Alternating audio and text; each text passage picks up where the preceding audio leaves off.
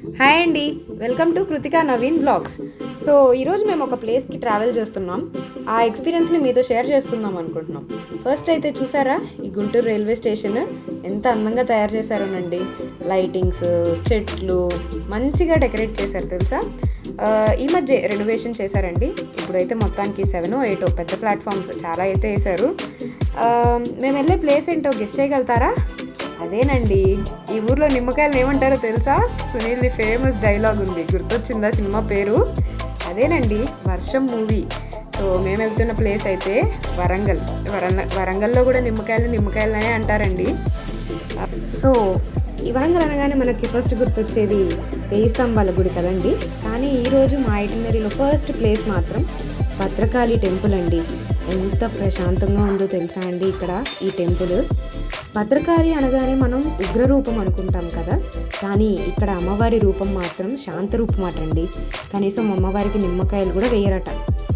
ఒక చిన్న క్లిప్ని మీకోసం యాడ్ చేశాను చూడండి.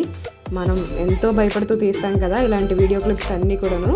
పర్లేదండి, మీ అందరికీ చూపించడం కోసం ఈ చిన్న క్లిప్. చూసారా అమ్మవారు ఎంత ప్రశాంతంగా ఉన్నారో.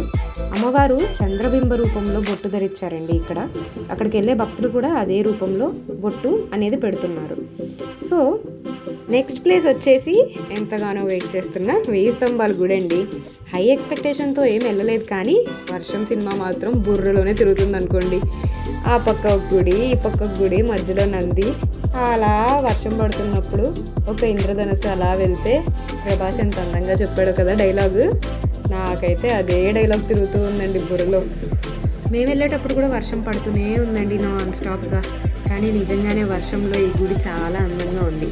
సరే, ఇప్పుడు 1000 స్తంభాలు ఉన్నాయా అని మీరు క్వశ్చన్ చేస్తే మాత్రం నా దగ్గర ఆన్సర్ లేదండి. నంబర్లు అయితే కనిపిస్తున్నాయి, అన్ని స్తంభాలు అయితే కనిపించట్లేదు. మా కృతికమ్మ చూసారా ఎలా ఎంజాయ్ చేస్తుందో. చాలా అల్లరి చేస్తూ ఉంది గుడి మొత్తం తిరుగుతూ. పిల్లలకి హాలిడేస్లో మంచిగా ఎంజాయ్ చేయడానికి అండ్ ఆల్సో నేర్చుకోవడానికి యూజ్ అయ్యే ట్రిప్ అండి ఇది. ఈ నంది చూసారా ఎంత అందంగా చెక్కారో కదా. ఆ టైంలో శిల్పకళ చాలా ప్రసిద్ధి చెందిందండి.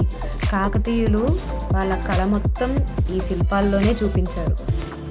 అయ్యో వర్షం, నువ్వు ఇక్కడే కురుస్తున్నావా లేక అతనున్న చోట కూడా కురుస్తున్నావా? ఇక్కడ కురిసి అక్కడ కురవకపోతే తను వర్షం లేదనుకుంటాడు, తను రాడు. ఈ డైలాగ్ గుర్తురాట్లేదా మీకు? ఈ నంది చూస్తుంటే ఆ షూటింగ్ జరిగింది ఈ నంది దగ్గరే అండి.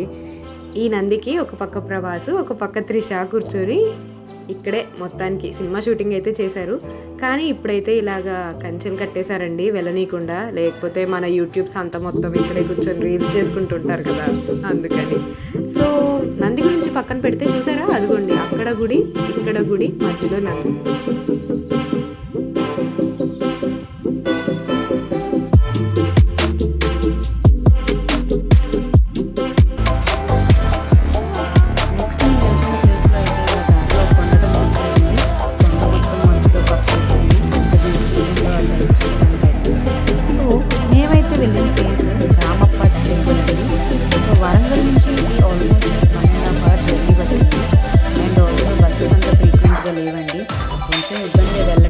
పబ్లిక్ ట్రాన్స్పోర్ట్లో వెళ్తే మాత్రం, but it's a worth visiting place అండి.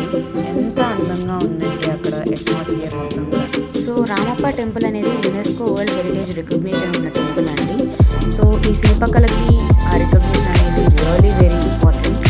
ఎంత అద్భుతమైన శిల్పకళ అంటే వెరీ మైన్యూట్ డీటెయిల్స్ కూడా ఇక్కడ మనం చూడొచ్చు. ఇది ఒక హైలైట్ పీస్ అని చెప్పొచ్చు టెంపుల్ మొత్తానికి కూడా. The centre sanctum. And also ఇక్కడ చూసారా ఆ కాలికి ఉన్న గోర్లు కూడా కనిపిస్తుంటాయండి. అంటే అంత అందంగా మనకి ఆ టైంలో ఉన్న డెకరేషన్ చూస్తారు. అండ్ ఆల్సో మనం ఇక్కడ చూస్తున్న ఈ శివలింగం ఎంట్రీలోనే ఉంటుంది. ఇదైతే బ్రహ్మసూత్ర శివలింగం